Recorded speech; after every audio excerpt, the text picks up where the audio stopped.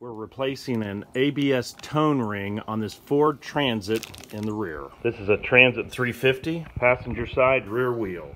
Jack it up on the back pumpkin. Add a jack stand on the back axle. Remove the lugs. The tone ring is located right here. Here we can see the teeth on the tone ring. On the bottom you can see the ABS sensor. Because the ring is broken, you can see with a screwdriver how easy it just pushes back. Here's a closer view of that moving.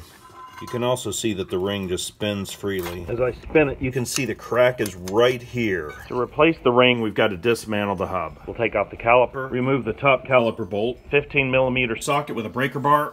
The top caliper bolt is easy to access, the bottom one is not. Here's the top bolt. The bottom bolt we can get a combination wrench on. We'll remove it with a ratchet wrench. The bolt's pretty tight, it won't come out, but we'll be able to remove the caliper. Remove the caliper, but don't let it fall. We'll need to hang it. Hang it with a copper wire.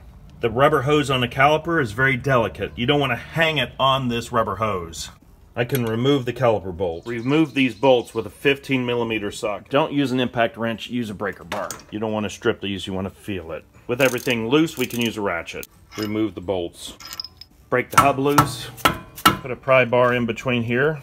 We'll put a container under here to catch the oil. Evenly pry it up. Pull and remove the axle. Continue pulling the axle. At the end, there are splines. Remove this rear dust shield. Remove the 3 bolts holding it on. Remove the shield. Now we can see the broken ring. Dismantling the next section gets a little tricky. Removing this next part takes a special tool, and when you put it back together, this needs to be torqued in the right sequence. If you leave this too tight, it won't spin. To remove this nut, it takes a special tool. You can see there's 4 points in here and 4 points on the tool. When you buy this specialty tool, some of them actually come too big, and unfortunately, this is the case here. See, it won't slide in. We removed about 10 thousandths off of this, and now it fits. Here's the name brand of the tool, so you could probably stay away from this one. Maybe buy another brand that might fit. With the material removed, you can see it fits right in. We'll go ahead and take it off. Then remove it. You don't want any dirt on this. Be very careful to keep it clean. Make sure the bearings stay clean. You can see the whole assembly rocks. Tap everything evenly. We'll put some oil on the back to keep everything moving. To put a little tension on it, I put a 3-gear puller on it. Put a socket in the middle to center it. Just give a little bit of tension. A little bit of tension is helping a lot. You can see the gap is widening. There, it just popped off. We'll remove the puller. Here's the socket that I put in to center it. We'll remove the hub. Wow, definitely heavy. Now we can remove the tone ring. Now you can really see the crack in it. We'll get this all cleaned up. We don't want any grit in the bearings. Put a rag in the center to keep the dirt out. Clean the mating surface for the tone ring. We can put the new tone ring on. We'll compare the old ring with the new ring, and everything looks good. It's still pretty tight, so I'm going to clean it with a file because I don't want to break the new ring. A file makes it a lot cleaner. You can see it's a lot flatter. Tap it down even. You don't want to break the ring. Take your time. The new ring is flush at the bottom. Make sure all these areas are spotless. One speck of dirt can cause a lot of problems in a bearing. We can start reassembling. Put the front bearing race back in, then the adjuster nut. This slot here goes in this groove here. We'll line that up and put it together. With the hub tool, we'll tighten everything up by hand. Just snug it up. Now that we know the threads are engaging properly, we'll tighten it up with a ratchet. Now we're snugged up. This is a normal thread, not a reverse thread. Here's the torquing sequence that we're going to use. We're going to torque it up to 70 foot-pounds. Then we're going to back it up 180 degrees. Then we're going to re-torque it to 22 foot-pounds. We've got the torque wrench set to 70 foot-pounds. Now we'll torque it to 70 foot-pounds.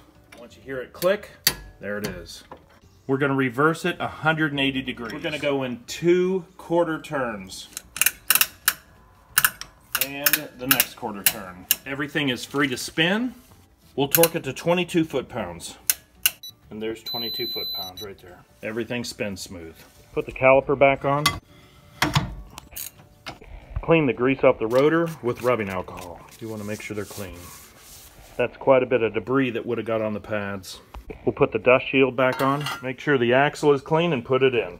Once the teeth on the differential are connected, put push it together. Now we can put in the bolts. Tighten these bolts up in a star pattern. You want everything even, so you'll go from here to here to here to here. Put the wheel back on and add some differential fluid that we lost. Snug on the wheels with a breaker bar. We'll lower the car so we can add the differential fluid. Torque the wheels to 150 pounds. On the rear differential, this is where you put the fluid in.